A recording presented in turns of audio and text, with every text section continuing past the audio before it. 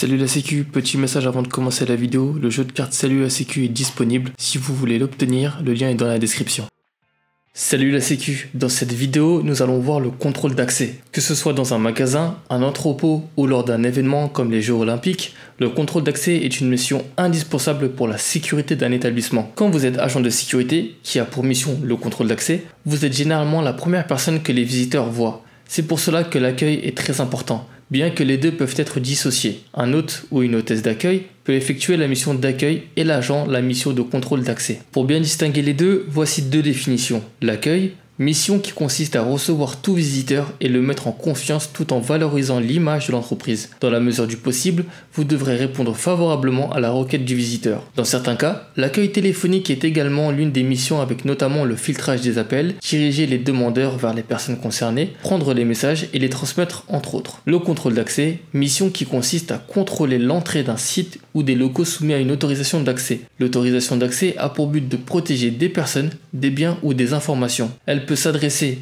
au personnel de l'entreprise ou seulement aux visiteurs et fournisseurs, à certains membres du personnel pour certains lieux sensibles, à toutes les heures ou certaines heures de la journée ou de la nuit, à des personnes, des véhicules ou des marchandises. Vous l'aurez compris, avec les deux définitions, ces missions sont étroitement liées. Donc il est important d'avoir toujours une bonne présentation et d'être vigilant. Le contrôle d'accès est réalisé par un agent de prévention et de sécurité qui permet à certaines personnes d'entrer sur le site en fonction des consignes de l'établissement. Ces personnes sont en principe pas une menace pour l'établissement. Cependant, il faut tout de même rester vigilant. Il y a un dicton qui dit « La confiance n'exclut pas le contrôle ». Le contrôle d'accès s'étend sur trois zones principalement.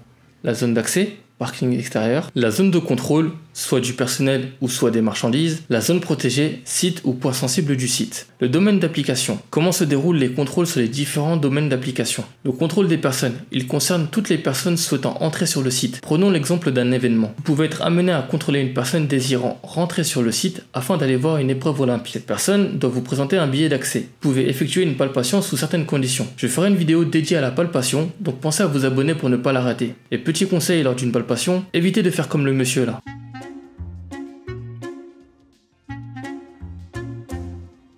Dans le cas où la personne que vous contrôlez s'enfuit pour n'importe quelle raison, notez le maximum d'informations sur elle. Taille et corpulence, voix, type ethnique, âge approximatif, cheveux, couleur des yeux, visage, tenue vestimentaire, signes particuliers, accessoires, etc. Passons maintenant au contrôle des véhicules. Le contrôle d'un véhicule est en principe interdit. Cependant, l'agent de sûreté peut demander à ouvrir les portes et le coffre du véhicule afin de vérifier le chargement. Toutefois, en cas de refus, il est interdit à l'agent de fouiller le véhicule. Dans le cas d'un refus, l'entrée ou la sortie du véhicule est bloquée avec immobilisation du véhicule si possible.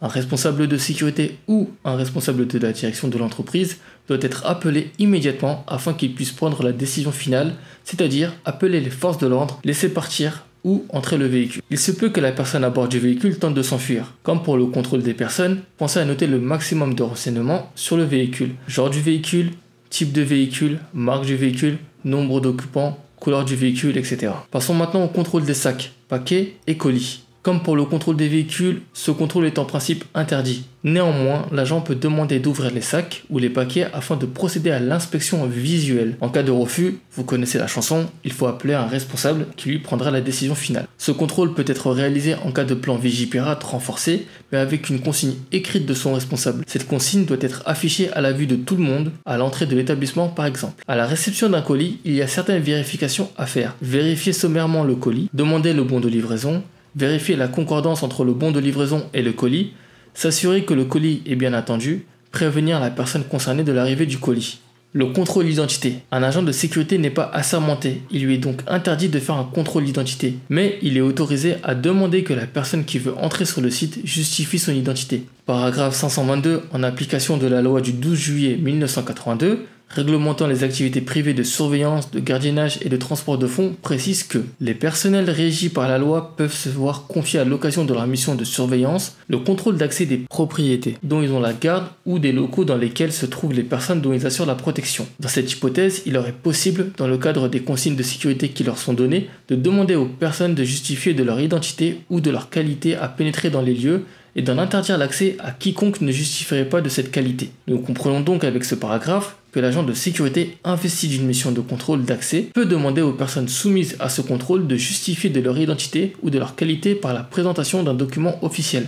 En cas de refus, l'agent peut interdire l'entrée dans l'établissement. Pièce d'identité, permis de conduire et passeport sont des documents officiels permettant de justifier de son identité. Nous avons fait le tour des missions d'un agent lors d'un contrôle d'accès. Rejoignez-moi sur Instagram pour avoir des posts infos sur le contrôle d'accès, ce sont des fiches de révision. Pensez à vous abonner à la chaîne YouTube, à mettre un pouce bleu à la vidéo et à la partager. Merci d'avoir suivi la vidéo, je vous dis à très bientôt, salut la sécu.